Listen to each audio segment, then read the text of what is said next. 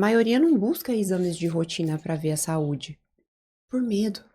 Então, esse é um movimento que as pessoas têm, de preferir ficar no desconhecido, porque a partir do momento que eu conheço o problema, eu preciso lidar com ele.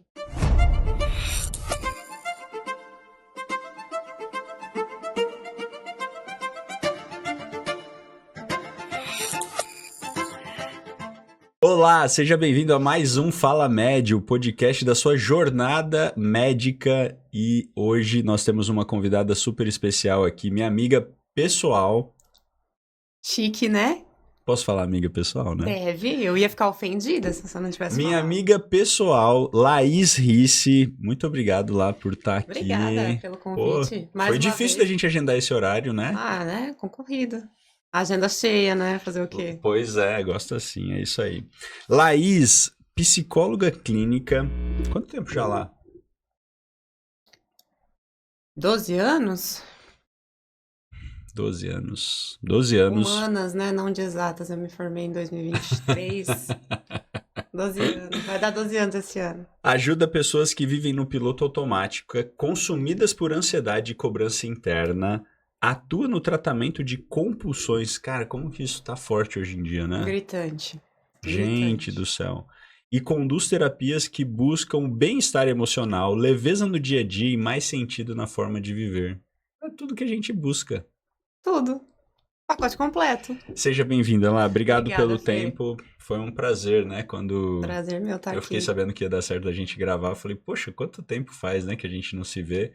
E para começar lá, o objetivo do nosso podcast é a gente conseguir ajudar os profissionais da área da saúde a terem uma perspectiva um pouco mais assertiva sobre o que fazer, como se destacar nesse mercado que está sendo hoje tão concorrido. Nós falamos um tempo atrás, aqui alguns dias atrás, sobre uma movimentação que está acontecendo na área médica e das pessoas principalmente buscarem muito mais a questão de qualidade de vida, de bem-estar emocional, e não ficar só tratando a doença em si. E essa movimentação está trazendo muitas oportunidades para o segmento. Eu acredito que deva acontecer a mesma movimentação também na psicologia. Olha, dentro do meu consultório eu atendo vários médicos buscando exatamente isso. Legal. Tentando sair da loucura do plantão e poder viver um pouco mais. Boa. Então a gente pode seguir por aí? Pode, claro. Legal. Conta pra gente lá, quem é você, da onde você veio, por que você faz o que você faz, conta um pouquinho da sua história, como você chegou onde você chegou. Hoje você já é uma psicóloga que se destaca, você atende não só aqui em Presidente Prudente, né, mas atende vários lugares. Presencialmente só aqui, né? Mas eu tenho paciente de São Paulo, do Canadá, dos Estados Unidos, Europa. Nossa, vários países até. Super. Caramba, super evoluindo, né? Super. E é legal porque, assim, eles são uma comunidade lá fora, né? É muito legal isso deles. E aí eu até brinco com uma paciente minha que ela foi a primeira do Canadá que chegou.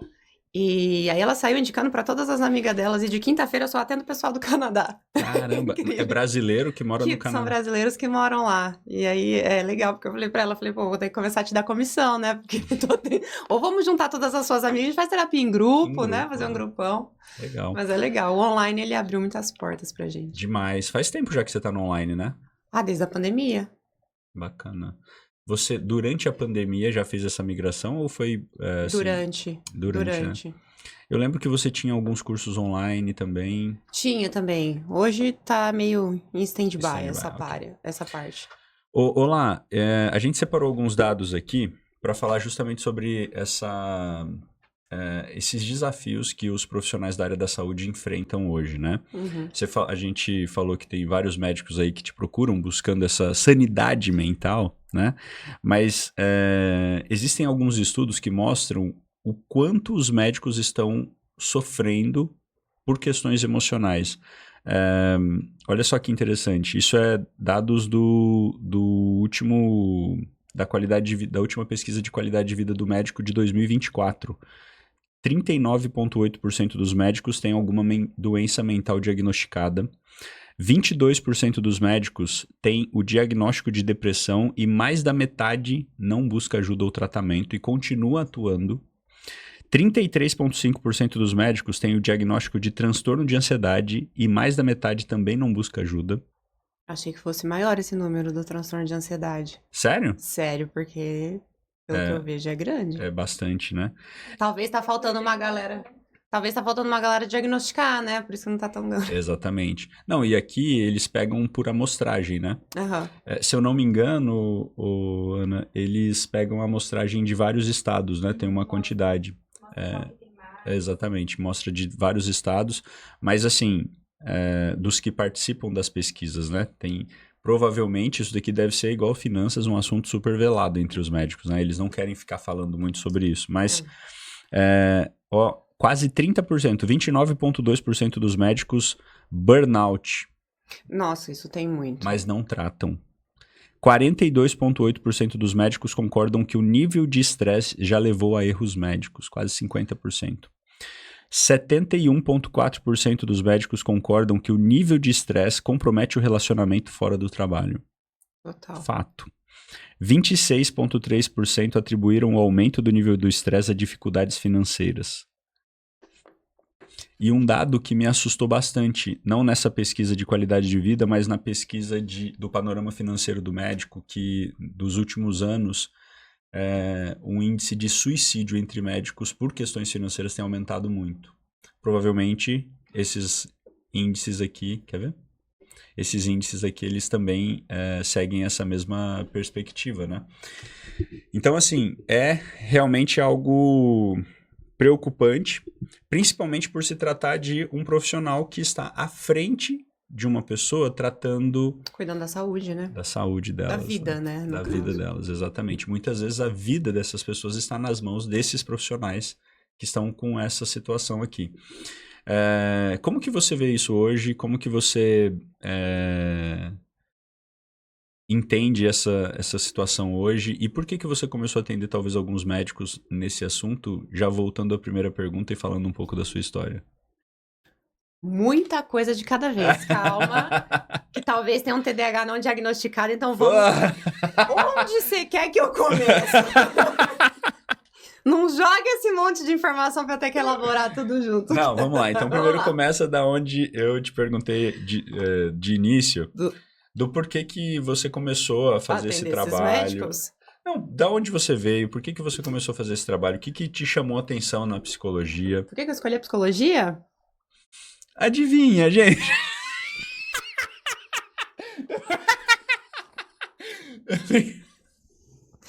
Faltou vinho aqui mesmo. Quem que vocês acham que mais precisava de tratamento?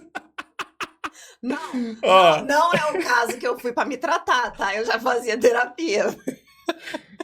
Eu faria fácil, fiz psicologia, cara. Psicologia é muito legal, é maravilhoso, eu sou suspeita pra falar. Mas assim, foi uma... Eu nunca te contei essa história? Não. Eu acho que eu tinha contado já. Eu falo tanto ela. Foi uma coisa meio aleatória, cara. Eu falo assim, foi Deus que me colocou no meu propósito mesmo. E olha que eu nem gosto muito de falar de propósito, de encontrar propósito, as coisas, porque eu acho que coloca um peso na vida desnecessário. Mas eu acho que tem tudo a ver. Quando eu tinha 17 anos, eu tava no meu terceiro colegial. Meu pai e meu irmão foram pescar. Eles iam direto pescar lá, sei lá, Pantanal, esses lugares assim. E minha mãe aproveitou a data que ia ter um curso que ela queria fazer, que uma amiga dela indicou, e ia junto. Mas eu era uma adolescente um pouco terrível, né? Eu saía escondido, bebia, né? Fazia coisas de adolescente, né? Minha mãe falava assim, eu não posso deixar essa menina com a avó dela, porque senão ela vai passar essa avó pra trás em 2 minutos. E eram 10 dias. Vai acabar, não vai na escola, não vai. E ela falou, você vai comigo. Eu falei, mas eu vou fazer o quê lá? É curso do quê? Não, olha o que ela falou. Eu era uma adolescente meio gordinha, e ela falou, não, tem umas técnicas lá que a minha amiga falou que diz que ensina a ajudar a emagrecer. Eu falei, oxi, então eu quero, vamos, né? Eu nem sabia o que eu ia fazer. Eu sei que eu ia pra Monte... O que você tá escrevendo aí? Louca, surtada, durante o podcast. Nunca mais chamar. Não é boa da cabeça. Agora. Agora sim! Vai ser muito bom esse podcast. Vamos. Olha o trauma, o que você tá escrevendo? Oh, meu Deus! Meu Deus, eu falei merda, eu não tinha ter contado isso. Foi muito espontâneo. Ai, perdi o que eu tava falando. Você estava contando lá que você foi no... que sua mãe te levou e tal. Eu só sabia que eu ia pra Monte Verde, foi legal, foi em Monte Verde ainda. Que eu ia pra Monte Verde ficar 10 dias pra fazer esse curso que tinha técnica pra emagrecer. Falei, bom, tá bom, né? Sempre fui uma adolescente terrível, dava trabalho na escola, não gostava de estudar, mas eu tinha os minhas estratégias, né? Então, assim, estudava numa escola difícil, estudava no ângulo, então, puxado. Aí, a minha estratégia era o seguinte, chegava no final do ano, tinha que ter uma quantidade de pontos, que juntava a partir da média. A partir do segundo bimestre tinha peso 2, então o peso era maior. Então... nesse daqui, era importante eu ter uma nota boa nesse começo, para depois eu precisar de menos. As provas de recuperação normalmente eram mais fáceis do que as provas normais. Então, o que eu fazia? No meio do ano, eu pegava a recuperação, um monte de coisa, estudava menos, porque eu não gostava mesmo, e aí eu ficava com uma nota maior, depois eu não precisava me preocupar tanto. Aí, às vezes, pegava uma ou outra no final do ano, mas aí no final eu ficava nervosa, ficava preocupada. Já era meio ansiosa, né? Ficava assim, meu Deus do céu, acabou pra mim, vou repetir de ano, não tem mais o que fazer, minha vida já era. Era esse meu pensamento. Funcionava. Então, assim, já era uma pessoa que não gostava muito de estudar. Mas, beleza. Cheguei lá nesse curso, sabia nem o que eu ia estar fazendo. Aí, cheguei lá, já entregaram uma apostila. Desse tamanho assim, eu falei, nossa... que eu tô fazendo aqui? Achei que era umas técnicas assim, sei lá, de... Eu nem pensei, só fui. Não tinha escolha também, né? Então, tá bom. Aí fui. Aí eu me lembro, teve que acordar cedo, ir pra aula. Resumindo, era um curso de PNL. Foi uma puta sorte de vida. Sabe, eu falo assim, a sorte bate na nossa porta muitas vezes na vida, mas a gente tem que estar preparado pra abrir. Ali eu, de fato, fui obrigada a abrir. Mas eu poderia não ter feito nada com aquele curso. Mas a hora que eu olhei assim, eu falei, cara, isso aqui é legal. A pessoa que odiava estudar, tava simplesmente, eu odiava tomar café, tomando café com leite, socando açúcar, adoçante no caso, porque lembro que eu era gordinha, né? Então não tomava açúcar. E aí, pra poder ficar acordado e prestar atenção, porque o que ele tava falando da mente, do cérebro, era simplesmente surreal. Eu falava, cara, isso aqui é muito massa. E aí ele colocou umas técnicas lá, e para você aprender, você tem que fazer um no outro, né? E tem vivências, e você faz em você, né? Um outro, tipo, aplica um no outro, sim, né? E aí ali eu fui vendo e falei, gente, a hora que eu via, eu passei o dia inteiro estudando e aprendendo técnicas e aplicando, e vendo coisas em mim, né? E olhando pra dentro de uma maneira que eu nunca tinha visto. Falei, cara, isso é muito legal, mas ainda não tinha caído minha ficha. Demorou. Foram 10 dias, né? Lá pro 8º dia, mais ou menos, eu falei, cara, eu preciso fazer isso na minha vida. Até então, o que eu queria fazer da vida? Eu queria fazer turismo, pra ter uma agência de turismo e viver viajando. Esse era o plano de vida. É uma baita patricinha. Esse era o plano de vida. Tipo, você ia ser sua melhor cliente. Tipo isso. Eu falei, nossa, eu vou ter uma agência, eu vou ter que viajar pra Disney, né? Vou ter que levar a galera e tal. Nem tava pensando na burocracia por trás de tudo. Só sabia que eu queria viver viajando. E aí lá eu falei assim, cara, isso aqui é muito legal. Nossa, e eu comecei a me sentir bem. E comecei a me sentir leve. Eu falei assim, caramba, é isso que eu preciso fazer. Todo mundo devia sentir isso. Todo mundo devia sentir essa paz, essa leveza que eu tô conseguindo sentir. É isso. Mas será que eu tenho que ser nutricionista? Como que eu vou ser nutricionista? Eu sou gordinha? Vou ter credibilidade nenhuma. Aí eu falei, mas não é bem isso, né? E ficou essas ideias matutando na minha cabeça, tipo, uma semana. Aí acho que lá pelo 8º dia... Eu tava deitada na cama, assim, antes de dormir, pensando, né? Porque mexeu muito. Ficou marcado. Mexeu, esse curso total fez um boom na minha cabeça. Imagina, 17 anos, né? Nunca tinha visto nada disso. A gente vai fazer isso 30 anos, 35, imagina. Quem aprende, né? Imagina, imagina um adolescente de 17 anos jogada lá dentro. sabe? Só tinha gente mais velha lá. Sua mãe curtiu o curso? Adorou também, adorou. E aí eu parei e pensei, eu falei, cara, não é leveza de corpo, é de alma. Eu vou ser psicóloga. Foi literalmente isso. Caramba. Falei, é isso. Eu vou ser psicóloga, eu já fui numa psicóloga, ela me ajudou mesmo. Como que eu não pensei nisso antes? É isso.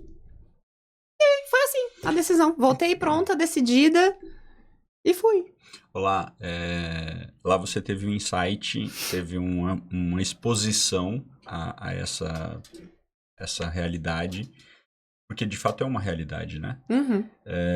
Mas a decisão foi muito legal, né? Foi uma história inspiradora até, mas teve vários perrengues que eu já sei de alguns. Durante o curso, durante Teve alguns perrengues. logo depois que você se formou. E a ideia da gente bater um papo aqui é mostrar que não existe um glamour. A galera vê você hoje, vê a Laís hoje. Não, ninguém sabe os Exatamente. tomos que... Então eu queria que a gente falasse um pouco sobre isso. Sobre essa outra trajetória. Porque uma das coisas que eu sempre converso aqui com os médicos, principalmente que vêm aqui, é sobre a expectativa de quando você está no curso, você está fazendo ali a faculdade, e quando você se depara com a realidade. E muitas pessoas, elas acabam falando desses pontos convexos, assim, extremamente diferentes do que ela imaginava. E como que foi esse começo para você? Conta um pouco pra gente, porque legal, você teve um insight, começou, mas aí você foi para a realidade. Fui pra realidade. Até então eram tudo flores, né? Então a pessoa que pegava recuperação todo ano passou a entrar na faculdade e só 10 e 10. Falo com orgulho, enchendo a boca mesmo. Passei os 5 anos, nunca peguei um exame na vida. Nunca. Não sei o que é ter um exame na faculdade. Era sempre 10 e 10 e 8, 7, sabe? Porque eu tava amando tudo aquilo. O que não quer dizer que eu não era também a pessoa que saía, ia pras festas, faculdade, fazia tudo. Fazia tudo, mas na hora que eu tinha que parar, sentar e estudar, eu parava, sentava e estudava. Chegava na faculdade, sentava na primeira carteira, eu anotava tudo que o professor falava. E não era um martírio, sabe? Porque eu tava gostando, me interessava, eu sabia o que eu queria com aquilo. Mas ao mesmo tempo eu também queria aproveitar a minha vida universitária. Então existia espaço para as duas coisas coexistirem ali, né? Você fazia uma conciliação, né? Nos momentos corretos. Um equilíbrio. Entendi. Né? Mas aí, passou a faculdade inteira e tal. Depois que eu me formei, até então tava tudo Você lindo. fez aqui em Prudente, Fiz né? aqui em Prudente. Até então tava tudo lindo, um mar de rosas, tudo perfeito. Me formei, assim que eu me formei, eu já entrei em uma pós-graduação de psicanálise, lá em São Paulo. Daí eu ia toda semana, toda quinta-feira eu ia, sexta-feira eu tinha aula e aí eu voltava. O primeiro semestre foi assim. E eu me lembro que o primeiro semestre, pra mim, foi o começo da minha frustração.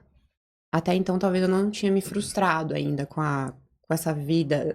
Acho que eu tava entendendo ainda o que era a vida profissional, né? Tipo, eu não sou mais uma estudante, agora eu sou uma Você profissional. já estava atuando ou não? Comecei a tentar atuar. Mas assim, eu não sabia nem direito o que fazer. E o começo, ele é um pouco complicado. E eu me lembro que eu fazia terapia na época, e eu falava pra minha psicóloga, eu falava, da onde que eu vou arrumar paciente? Porque tem um monte de psicóloga aqui em Prudente, como que eu vou fazer? Não dá, e não aparece ninguém, e meu Deus do céu, e leva cartão aqui, leva cartão ali, na época dos cartãozinhos ainda, sabe, de Instagram, essas coisas. Eu acho que tinha Instagram, mas ninguém usava pra essas coisas ainda. Então, o que eu vou fazer, né? E aí eu ficava frustrada, e minha psicóloga falava, Laís, calma, é um processo. Eu falava pra ela, mas eu tô formada, eu sou uma profissional, vou ficar em casa assistindo série. Ela, aproveita, isso não vai ser pra sempre, você vai sentir falta desse momento. Eu falava, o que ela tá falando? Como que eu vou sentir falta? Como que eu vou ficar aqui sem fazer nada? Pelo amor de Deus. E foi, empurrei com a barriga. Minha mãe na época tinha um namorado em Três Lagoas, e Três Lagoas tava naquela época que tem o boom, né? Que tava todo mundo crescendo, e a cidade crescendo, em expansão, e não sei o que, babá. E aí ele virou pra ela e falou assim, se você quiser, eu vejo se eu consigo arrumar um emprego pra ela aqui. Em alguma empresa, né, essas coisas. Eu nunca quis outra área além da clínica. Eu entrei na faculdade sabendo que eu queria clínica, e eu saí com mais certeza ainda. Eu passei por todos os estágios, por todas as áreas, mas eu tinha certeza. Eu tava disposta, por um período, se precisasse ali, que nem ele disse, a conciliar as duas coisas, sabendo que estar trabalhando em outro lugar era temporário.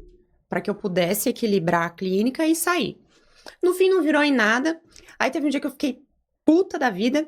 Eu olhei pra minha mãe e falei, olha, eu tô tão puta, tô tão frustrada, o negócio não vai funcionar aqui. Tem muita gente aqui. E Três Lagoas tá crescendo, eu tenho mais chance lá. Eu tô disposta a ir pra tentar a clínica, mesmo que dê errado. Ela falou, uai, se você quiser eu vou junto. Aí, né, pra mim fechou o combo, né? Porque daí eu já não ia sozinha, o peso era bem menor. Falei, Então bora. Então bora. Ela falou, tá. Ela não tinha nada que fazer aqui mesmo, né? Minha mãe pecuarista, fazenda em Bataguaçu. Então, mesmo caminho, mesma distância. Pra ela, indiferente. Então eu vou também. Então vamos. Beleza. E fomos. Do dia que a gente conversou, não deu um mês. Já tinha vendido a casa aqui, comprado outra lá, já tava de mudança. Nesse nível, tipo, decidido, bora. Já tinha achado consultório lá. Inclusive, com um psiquiatra que eu acabei conhecendo, que alguém me indicou, não lembro quem. E aí fui lá, conversei com ele falou assim, ó, Laís, se quiser a gente pode dividir a sala. Eu falei, perfeito, ótimo. Foi lindo, assim. Então eu acho assim, a gente tem que meter as caras. Foi a melhor experiência da minha vida? Por um lado sim, por outro não. Mas eu acho que foi extremamente necessário tudo que eu vivi lá. Só que, talvez, esse gás das coisas que eu fiz de ir lá, fala com um, divide a sala aqui, conversa ali, talvez eu não fiz tanto aqui. Entende? Claro, lá tinham menos pessoas, então era muito mais fácil eu me destacar. Por quê? Porque eu tava me especializando em crianças e adolescentes, então eu era uma psicóloga infantil. Não que eu não seja hoje, mas hoje o meu foco é mais adultos e mães. Mas tinham poucas, tinha eu e mais duas. Então, claro que a concorrência é bem menor, é mais fácil, né? Não vamos negar isso. Aí eu cheguei lá e falei assim, bom, ninguém me conhece. Não vou ficar esperando que esse psiquiatra vai me indicar todos os pacientes da vida, porque, né, pode ser que não vá. O que eu vou fazer? Fui atrás de convênio. Não era o que eu queria, mas falei, bom, até eu fazer meu nome, tá bom. Então, assim, foi uma época, Fê, por 3 anos, que eu não ganhei dinheiro, não. Não ganhei, porque, assim, convênio serve para ganhar dinheiro. Mas a minha agenda era lotada. Eu atendia 10 pacientes por dia, 50 pacientes por semana, 200 pacientes por mês. Imagina a bagagem que isso me trouxe. Eu vi de tudo. Então era um negócio assim, imagina uma recém-formada, primeiro ano de trabalho, já recebendo esse boom de gente assim. Então eu era obrigada a estudar, me dedicar, a entender, eu fazia supervisão. Nessa época, assim, eu falo que eu tive muita sorte com relação a isso, que meus pais me ajudavam financeiramente muito. Então, queria um curso, não, você vai e faz. Quero fazer isso, vai e faz. Quero fazer supervisão, vai fazer supervisão. Sabe? Quero ir, vai. Então, assim, tudo. E foi uma época que eu me vi, além de tendo que trabalhar que nem uma louca, me dedicar também a entender e estudar. Por quê? Porque eu tava vendo, eu atendia de tudo, aparecia de tudo.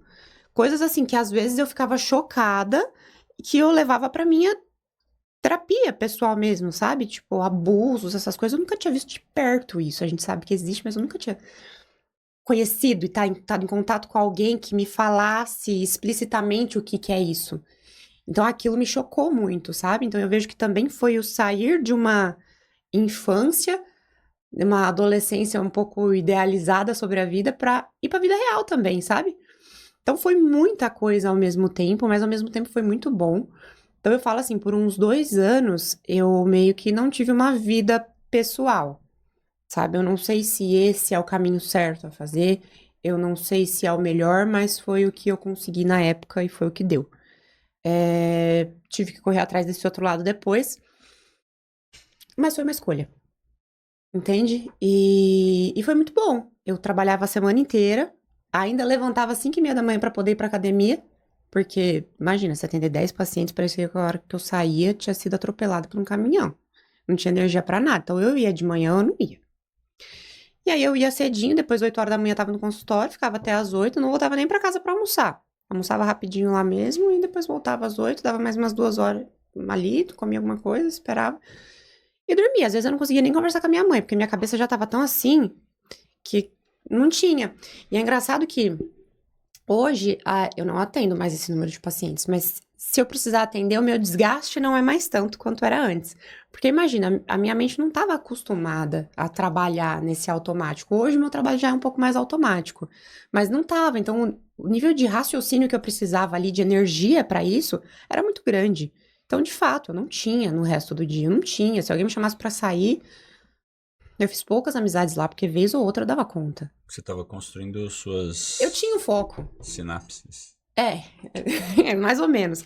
Eu tinha um foco, e o meu foco era me tornar uma boa profissional. Eu sabia que eu queria isso. Na época eu nem imaginava sair de Três Lagoas, eu achava que eu ia ficar lá. Mas eu ainda estava na pós, me consumia muito e tal. Aí iniciei uma outra pós de neuro, fazia as duas juntas. Ah, louca. Louca. Você pegou, né? Surtada, né? Então. Não. Equilibradíssima. Zero equilíbrio. Zero equilíbrio. Zero. Mas era o que eu queria. Mas era um momento, né? Era o Isso era momento. importante. Então, como que eu ia equilibrar uma vida social, relacionamento? Tanto é que eu tinha um relacionamento, acabou, claro, não tinha como. Como que eu ia equilibrar? Não dava. Mas, naquele momento, o que eu queria era aquilo e era muito claro pra mim. Então, tá bom. Não, o preço que eu tenho que pagar é esse? Tá bom. Então, eu acabei me afastando de um monte de gente, sabe? Mas, pra mim, foi extremamente importante. E às vezes eu me sentia mal de não ganhar tanto, né? De trabalhar com convênio e tal, e financeiramente não ser muito bom. Mas minha mãe falava pra mim, ela falava, filha, pensa que é o seu estágio remunerado. Um médico na residência também não ganha muito. Você tá na tua residência, tá tudo bem. Se a gente não tivesse como te ajudar é uma coisa, mas a gente tem. Então relaxa e vai dar o seu melhor, sabe? Vai ser a profissional que você quer ser. E nós estamos aqui, sabe? Então isso pra mim, eu falo assim, nossa, eu tenho uma gratidão eterna. Eu sou muito abençoada, eu acho, dos pais que eu tenho, sabe? E aí, acabou as duas pós, parei de viajar de final de semana, passei a estar mais lá, depois de 2 anos. E aí eu trabalhava durante a semana. Chegava final de semana, Fazer o quê? Nada. aí o peso de ter desequilibrado a vida veio. E os outros pilares? O que eu fiz? Bom, agora tem que focar nisso, né? Tem que buscar o balde. E aí fui, tentei fazer umas amizades lá, me enturmar. E aí eu fui percebendo que eu não gostava de estar lá. Que o Você não tinha calo tempo de ver isso antes, né? não tive tempo de ver. Eu era tão na correria, tão no automático, que eu não sabia se eu gostava ou não. Até porque vários finais de semana eu tava em Prudente mesmo. Quando não tinha final de semana de pós, eu ia pra Prudente. Então, não tava lá. Aí quando eu estive, aí foram 6 meses mais ou menos que. Nossa, não, foi um ano. Que foi um choque. Aí o calor me irritava. Aí tudo começou a me irritar. A minha única coisa boa era o meu trabalho. E aí eu comecei a sair um pouco do convênio e mais pro particular, cobrava mais barato, dava desconto. Falei, bom, preciso fazer essa migração agora. Tá. Foi por um ano empurrado. E aí fui começando a me desanimar.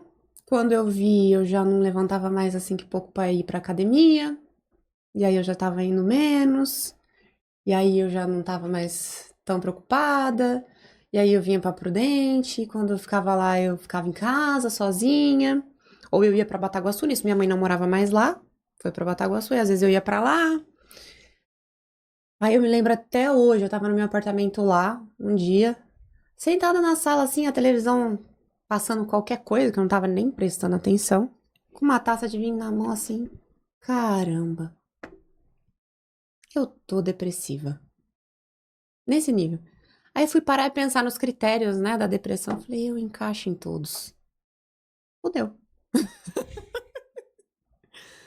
O que eu vou fazer agora? Uma psicóloga com depressão. Porra. Aí fui pra psiquiatra, né? Comecei a tratar a causa. A causa não, o sintoma. Tava na terapia. E aí comecei a entender a causa. E foi começando a ficar cada vez mais nítido pra mim que eu não queria ter saído daqui.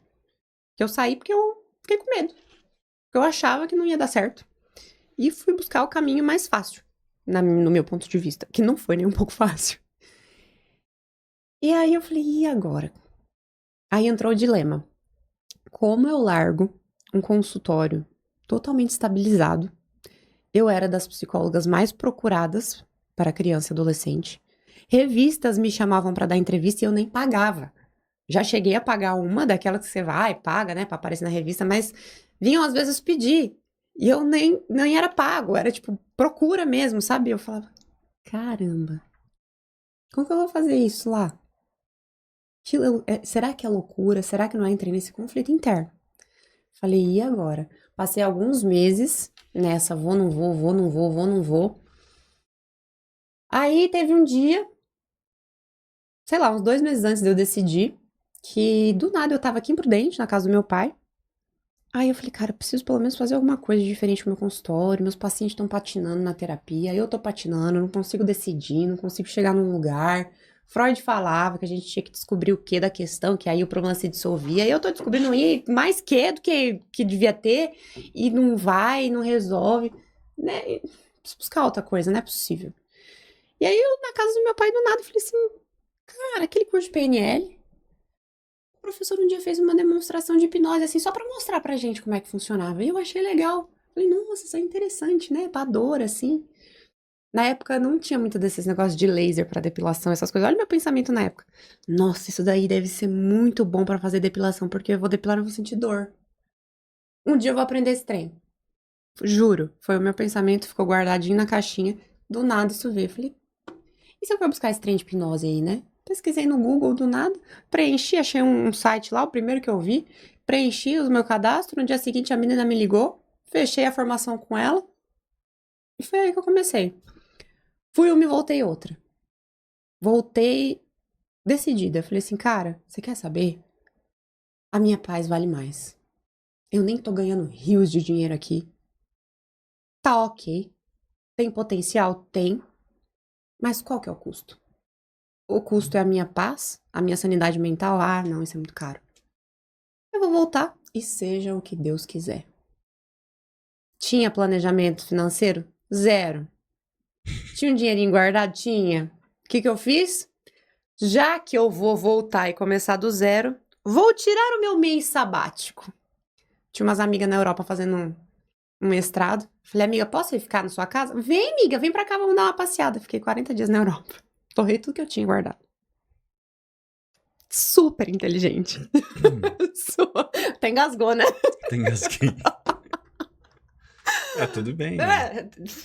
Foi na época. Equilibradíssimo. Equilibradíssimo. Nossa, que coisa surtada, louca. De laudo. Ai. Peraí, só um pouquinho. Laudo, surtada. Diagnóstico louca. Aí voltei. Aí nem vim pra Prudente direto ainda. Aí fui pra Bataguaçu. Fiquei um ano lá, morando com a minha mãe. Bataguaçu era mais perto era entre Três Lagoas e Prudente, né? Porque eu não me dava muito bem com meu pai. Eu me dava bem, mas se a gente morasse junto, acho que o pau ia fechar. Eu falei assim, não dá pra eu morar com meu pai, não. E outra, pelo menos não fiz tanta cagada, né? Torrei tudo que eu tinha, mas alguns pacientes particulares de Três Lagoas eu mantive. Então eu falei assim, bom, vou fazer o seguinte, vou começar em Bataguaçu, vou pra Três Lagoas um dia na semana, atendo um dia inteiro, durmo num hotel lá, atendo no outro dia e volto. E foi o que eu fiz um tempo. E aí fiz isso, até ir largando Três Lagoas e ficando mais em Bataguaçu. E fiquei um ano lá. E aí começou a surgir paciente aqui em Prudente. E aí acabei depois de um ano voltando pra Prudente. E aí às vezes ainda fazia esse vai e vem de Bataguaçu Prudente.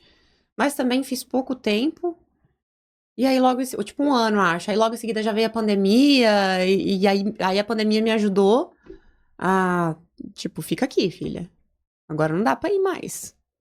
Então, assim, foi uma bênção, entre aspas, né? Porque daí também me trouxe o online.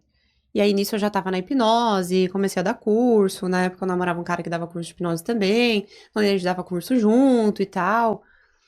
E foi isso. Olá, tem alguns pontos que me chamam a atenção na sua história. Primeiro que realmente a gente tem que fazer conciliações, né?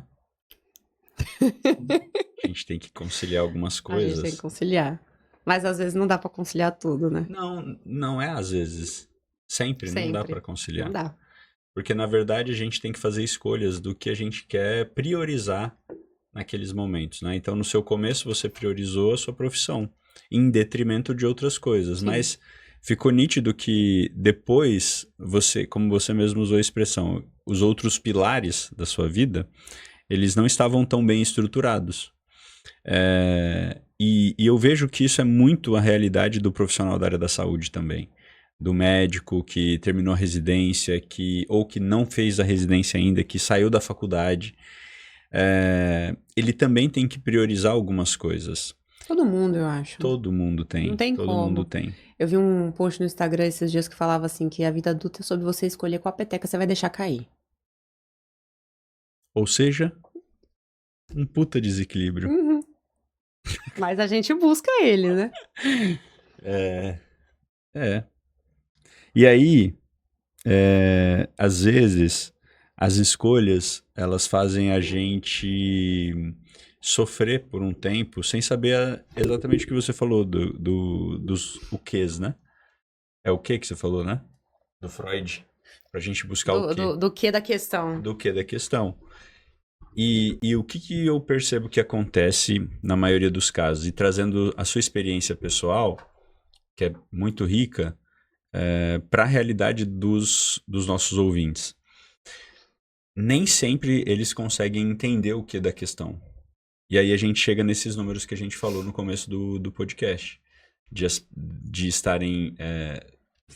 terem feito uma faculdade extremamente rica também, com muitas experiências, com uma oportunidade de ajudar outras pessoas de uma maneira incrível, porque a gente está lidando com vidas, mas extremamente preocupados, extremamente ansiosos, extremamente excessivamente trabalhando como não aguentam para manter algumas questões ali que para eles naquele momento são importantes. Mas uma coisa que eu vejo que você chegou e fez é também ter a coragem de tomar algumas decisões um pouco mais difíceis, porque você tinha construído o seu consultório, ele estava andando bem, inclusive, mas você teve que tomar uma decisão difícil de sair, de voltar. Mas é uma decisão pautada no meu pilar pessoal. Pronto. Porque naquele momento você colocou um pouco mais de intensidade naquele outro pilar. E eu vi que aquele pilar não ia se estruturar lá. Não do jeito que eu queria. Pronto, é isso. Então ali foi uma escolha. Mas essas decisões, elas, no seu caso, foram decisões pautadas em questões importantes para você, que Sim. você parou e pensou. Mas imagina esse médico que está ali atendendo, fazendo 30 plantões por mês e não consegue parar para pensar. Na sua opinião, por que eles chegam nesses índices aqui? Terapia. Tá faltando fazer terapia. Não, brincadeira, mas não, nem tanto, né? Puxando sardinha pro meu lado, claro, eu vejo 2 pontos. Eu só consegui tomar essa decisão a partir do autoconhecimento, olhando pra dentro e vendo o que pra mim é muito importante que eu não vou dar conta de abrir mão. Eu vou conseguir viver focada no meu profissional? É o meu maior valor de vida? Não é. É muito importante, mas não é. Então, pra que eu tô aqui? Se não é o meu maior valor. E segundo, às vezes a gente, e eu já fiz isso também, uma fase da minha vida, às vezes a gente que é da área da saúde, principalmente mental, a gente se esquece que nós também estamos sujeitos a termos os mesmos problemas que os nossos pacientes têm. Então, eu vejo que muitas vezes a gente faz o mesmo movimento que o paciente. Sabe aquela velha frase de quem procura acha?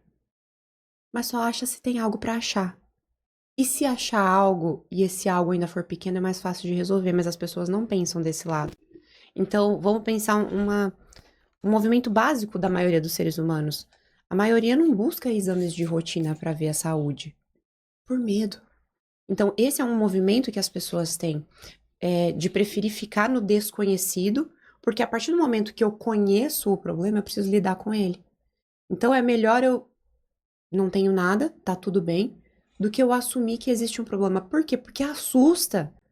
Ou você acha que naquele momento, a hora que eu me dei conta, que veio aquele insight, caramba, estou com depressão, foi fácil. Eu terminei a resto da garrafa de vinho em pânico. O que eu vou fazer sozinha lá? Porque é muito difícil. É como se você não visse uma luz no fim do túnel. E eu vejo que às vezes a gente tem dificuldade de buscar ajuda da nossa própria profissão. O que você tem visto hoje nos médicos, por exemplo, como consequência? Olha, o nível de ansiedade gritante e principalmente compulsões. E elas pingam assim, sabe? A compulsão, ela nunca fica focada em um lugar. Então, assim, ou a pessoa tá compulsiva ali nas redes sociais, e isso gera comparação, e isso gera julgamento, e isso gera mais ansiedade. E aí, muitas vezes, isso também gera a compulsão financeira, porque a pessoa tá ali, eu preciso também ter, preciso comprar, preciso não sei o quê, porque essa pessoa tá dando conta também, então eu vou, sabe? Então eu vejo muita compulsão, muita ansiedade, muita insatisfação com a própria vida. Por Cara, mais que tenha dinheiro entrando, parece que é um não saber o que fazer com isso. E aí busca fugas, assim. eu nem imaginava que existia, mas faz muito sentido a compulsão por redes sociais, né? Total, total. Faz muito sentido. É... É que a gente não pensa que isso é uma doença mesmo, né? Claro que é, tenta ficar uma semana sem celular pra você ver. Todo mundo, Fê, todo mundo tem o seu vício de escolha. Porque nesse mundo que a gente tá vivendo, a gente precisa de alguma coisa que dê uma acalmada na gente, Fala mais sobre isso. sabe? Quem fala muito sobre isso é a doutora Ana, não sei o sobrenome dela, mas naquele livro Nação Dopamina. Ela fala assim que todo mundo tem o seu vício de escolha. E esse vício é o que equilibra a balança sofrimento e satisfação. A satisfação é aquela emoção, aquele sentimento que a gente tem a partir da dopamina, que é aquele negócio de, sabe? Que massa. Que dá, que bom, gostoso, que delícia. É uma satisfação, é uma recompensa. E é o que dá uma equilibrada no sofrimento. E alguns vícios têm a capacidade de trazer picos de dopamina de uma maneira muito rápida pra gente. Alguns vícios são ilícitos, droga, né? Enfim, tem uns que são mais permitidos, até o que é assim, né, autorizado, o álcool, pode beber, mas tem uns que são inofensivos. O que que uma tela de celular vai fazer? Só que o que que é um vício? É aquilo que eu preciso fazer para me desconectar da minha própria realidade sofrida. Então, a pessoa, quando tá rolando a câmera ali, ela tá vendo viagens, ela tá vendo outras pessoas, ela tá vendo a vida dos outros. Ela não tá na própria vida. Ela tá conectada em qualquer outra coisa que não seja nela mesma. Até filmes e seriados podem ser vícios. E eu já me peguei em época viciada em seriado assim, que você fica vidrada, que é um seriado massa pra caramba, mas a hora que eu vejo, eu tô tão viciada ali que eu não tô vivendo a minha própria vida. Você tá vivendo outra vida. E você entra dentro daquilo, sabe? Então, sim, a rede social faz com que eu consiga desconectar da minha própria vida e às vezes ver coisas legais ali, né? E até me imaginar fazendo tudo isso. Ou seja, a nossa mente não sabe a diferença do que é real para aquilo que a gente imagina. Se eu tô vendo várias viagens e várias gente fazendo, nossa, eu vou fazer isso também, eu quero fazer essa viagem, isso aqui, eu já tô me imaginando lá. Ou seja, tô trazendo sensações para dentro de mim extremamente satisfatórias, que vão ir de contraponto com o sofrimento que eu tô vivendo internamente. Todo mundo sofre, a gente sofre todo dia. A vida é isso. Não é um mar de rosas. Às vezes a gente sofre mais, às vezes a gente sofre menos. Mas tem vários sofrimentos pra gente lidar na vida. Mas a gente tem os vícios que a gente escolhe automaticamente pra compensar isso aí. Pode ser que o médico seja viciado em plantões Pode, como uma fuga? pode, pode. Ué, eu não fui viciada no meu trabalho pra fugir da minha própria vida? Pode. Tem gente que é viciada até em reclamar. Hum, Famoso ganho conheço algo. secundário. Eu também. É chato. É, Mas vai fazer o que? É o vício da pessoa, né? é, Eu reclamo, reclamo, reclamo, vira um comportamento automático, tudo aquilo que é um. Todo comportamento pode se transformar em um vício. Às vezes, esse vício que eu tenho não é nem por carga emocional, mas é por uma repetição de comportamento. Ou seja, eu posso me viciar em exercício físico. Posso ter vícios positivos também. E na sua opinião, Olá, que já está atendendo isso há muito tempo, já atende vários profissionais da área da saúde.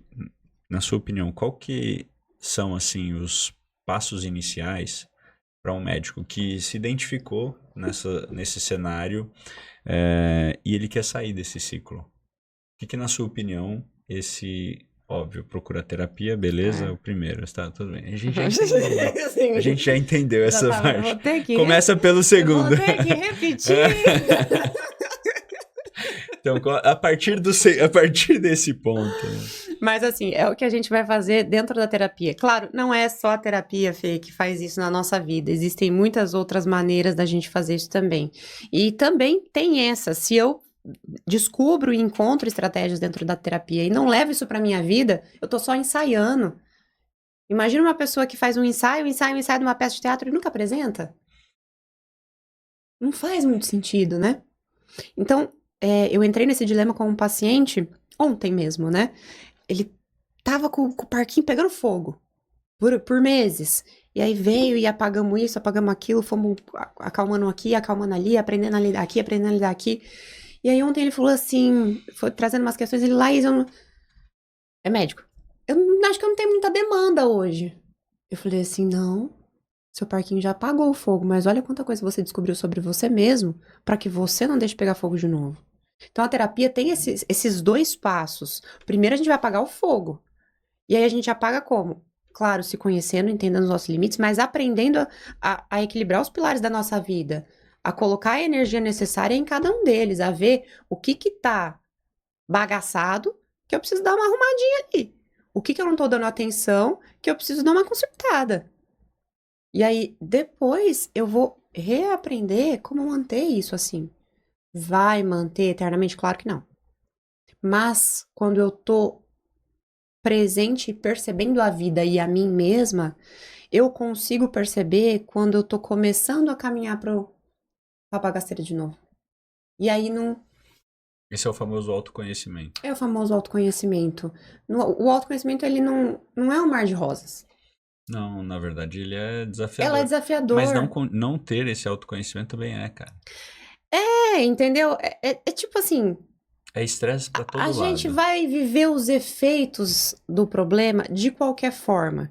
Eu posso estar vivendo uma questão emocional e não saber o que está acontecendo aqui dentro e ter ansiedade, ter uma doença psicossomática, que às vezes é algo simples, como uma dor de cabeça. Crises. Posso ter crises, posso ter às vezes uma coceira, uma alergia, né? Posso ter coisas que não são aparentemente tão grandes, sabe? Que não são emocionais. A causa né? Mas não, a já causa virou mas orgânico. Mas a gente não consegue identificar. Porque E aí a pessoa não tem esse eu tenho autoconhecimento. uma enxaqueca constante, vem uma fibromialgia, ou eu tenho dores musculares, mas é porque é academia. Não é porque você tá com tanto estresse, tanta tensão, que você tensiona o seu corpo até na hora que você tá dormindo. Enquanto a gente aperta os dentes enquanto tá dormindo. Tem uma ansiedade gritando por trás disso. Você pode tratar o efeito? Pode. Pode ficar só nisso? Pode. Mas existe uma causa que você não sabe que tá trazendo tudo isso. Ai, tudo na vida é emocional, Laís? Não, nem tudo. Tem coisa que é orgânica mesmo. Não acho que tudo é emocional também. Não sou dessas. Mas tem muita coisa que é. E aí, você saber o que tá causando isso não faz com que o problema fique maior, mas a sensação que a gente tem é essa. Por isso que a gente foge de descobrir. Porque a sensação que dá é que eu vou descobrir aquele monstro que tava dentro do armário e que, enquanto ele tava no armário, o armário tava fechadinho, ele tava quietinho ali. Ele não ia sair. Mas se eu abrir, ele pode me pegar. E aí eu tô ferrada. O que eu vou fazer? Mas não. A terapia vai trazer pra gente ferramentas pra que a gente abrir o armário e a gente saber o que fazer com aquilo que tá lá. E pra gente crescer e ser maior que o monstro. Exato. Exatamente. E às vezes a gente vai descobrir que já é maior que o monstro. E nem precisa crescer. Só precisa enfrentar ele. Então, o autoconhecimento é isso. Dá medo por quê? Porque a gente acha que é um negócio que vai ficar gritante, vai dominar a minha vida, e aí eu tô ferrado e não tem mais o que fazer. Acabou pra mim. Já era. Mas na verdade, não. Descobrir as causas e o porquê que tudo isso está acontecendo comigo só me dá a possibilidade de resolver. Se eu tô com a minha vida financeira totalmente desestruturada e eu não identifico o porquê, eu tenho o que fazer? Não. Agora, dá um medo danado. Só eu sei quando eu fui começar a organizar a minha vida, a primeira coisa que eu fiz foi pedir ajuda pra minha mãe. Ela falou: Tó, abre essa garrafa de vinho aí. Bora abrir tua conta. Falei: sério, precisa? Vai que precisa. Precisava. Porque tava uma bagunça. Hora que eu olhei o quanto eu tava gastando e onde tava indo, começou a me dar um desespero, que aí eu falei: tá, agora eu entendi o porquê da garrafa de vinho. Dá medo olhar para aquilo, porque parece que você não vai dar conta de resolver. Mas é só sabendo o que tá acontecendo que eu consigo ter estratégias para resolver o problema e caminhar pro lugar que eu quero. É a mesma coisa com as nossas questões emocionais. É igualzinho. Igualzinho. É bem isso mesmo. O que você tá refletindo aí? Tô refletindo no que você falou. Tô aqui, É. eu tô achando que eu tô Será na que eu tô terapeutizando ele? Eu tô falando, nossa, fiz 2 vezes a terapia hoje. Pois é. Não, mas Tá eu... vendo? Ó, você não fez a sua ontem, mas já compensou aqui agora. Pensou. Na verdade, a minha psicóloga, ela é de Três Lagoas. É nada. E a da Isa também. Será que eu conheço? Deve conhecer. Eu gosto muito de Três Lagoas, viu? Apesar Tem de bons ser... profissionais lá, viu? Muito Tem bons. Eu só não me adaptei à cidade em si. Assim, mas tem profissionais eu maravilhosos. nunca morei lá, mas eu trabalhei muito tempo lá. Tenho muitos bons amigos lá. Gosto assim, da cidade. Fui muito bem aceito lá. Muito bem aceito lá. Apesar dessa... Eu acho que a cidade, por ter muita gente de fora, eles têm uma percepção diferente sobre profissionais de fora. Eles valorizam esses Eles profissionais. valorizam Eles bastante. valorizam esses profissionais. E aí a galera de lá não gosta muito, não. Hã? A galera de lá não gosta. De lá em si. Eles não gostam muito, não. Entendi. Mas assim, minha psicóloga é de Três Lagoas. Um beijo, Lu. Às vezes... Que Lu? Depois você me conta. Pode ser que eu conheça. Pode, claro. Mas eu já falei dela pra você. E às vezes a gente fica assim nesses ócios, né? Fala: e aí, o que tem, Felipe, pra gente conversar hoje? Falou: não tem nada pra conversar. Aí ela fala assim: Felipe, eu acho que a gente pode dar um tempo maior. Eu falei: não. Não, pera, calma. Mantém meu horário, porque logo vai aparecer. Me conta um pouco de você hoje. Minha mãe... Já vai aparecer alguma coisa pra gente tratar. Minha mãe fala assim: eu gosto muito quando eu chego em alguma sessão de terapia, onde eu não tenho muitas demandas. Ela falou que aconteceu isso esses dias. Ela falou assim: cara, foi tão legal essa sessão de terapia, porque eu não tinha muitas demandas, mas ela é uma pessoa que gosta muito de filosofia, de pensar sobre a vida, essas coisas. E debater alguns temas com a psicóloga, ela falou: cara, foi muito legal, até porque ela me trouxe alguns insights, me explicou algumas coisas assim que... Nossa, foi uma das sessões que eu mais gostei, porque foi um negócio assim, a gente conversando sobre a vida. E isso também é um movimento maravilhoso terapêutico, porque ao mesmo tempo que você está conversando sobre a vida, você está criando novos insights e te dando a possibilidade de talvez pensar diferente. Ver um outro lado que sozinho você talvez não veria. Então é um movimento maior ainda de autoconhecimento. Eu acho maravilhoso quando o paciente vem para terapia, assim: não sei nem o que falar hoje. Então agora a gente vai começar. Ótimo. Que bom. É isso aí. Olá, obrigado pelo seu tempo. Foi um bate-papo e tanto. Quanto tempo deu? 1 hora. Eita. Caraca. Eu falo demais, né? Não, mas acho que você tem bagagem, né, pra falar. Obrigado pelo tempo, foi um prazer bater esse papo aqui. Obrigada pelo convite, mais uma vez. No final das contas, a gente nem falou muito sobre esses dados, mas a gente pode voltar a falar deles mais didaticamente depois. Eu gostei de conhecer um pouco mais a fundo a sua história. No final, você já tinha me falado sim, mas não com os detalhes de hoje. Eu dei mais detalhes, eu acho que eu resumi. Hoje eu dei mais detalhes. Você falou, depois que você começou a contar, eu lembrei que você já tinha contado essa história, mas não com os detalhes de hoje. Eu acho que é muito valioso, né, essa percepção que a gente acaba trazendo para que esse profissional ele possa entender que nem sempre a realidade que ele está acreditando que vai ter quando ele sair da faculdade, por exemplo, ou quando ele começar a atender, vai bater com a expectativa que ele tinha, Não. né? Então é importante isso, muito importante. E muito obrigado também a você, né, de nos ouvir até agora, de estar aqui com a gente.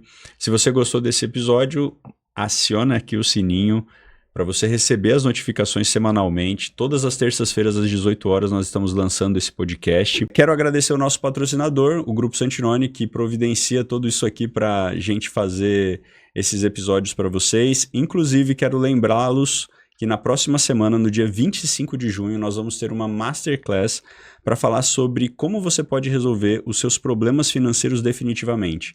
Você que ganha bem, que não sabe o que está acontecendo com o seu dinheiro, que chega no final do mês ali, mesmo achando que ia sobrar alguma coisa, não sobra, não perca essa aula, vai ser muito legal ter a sua presença lá. E nós vamos dar uma aula de como que você pode resolver definitivamente essas questões e construir a sua liberdade que você tanto trabalha para adquirir. Muito obrigado mais uma vez por estarem aqui com a gente. Se você gostou desse episódio, manda para algum colega que precisa conhecer também um pouco melhor a si mesmo. Vai ser um prazer ter vocês aqui com a gente na próxima semana também. Um beijo, tchau!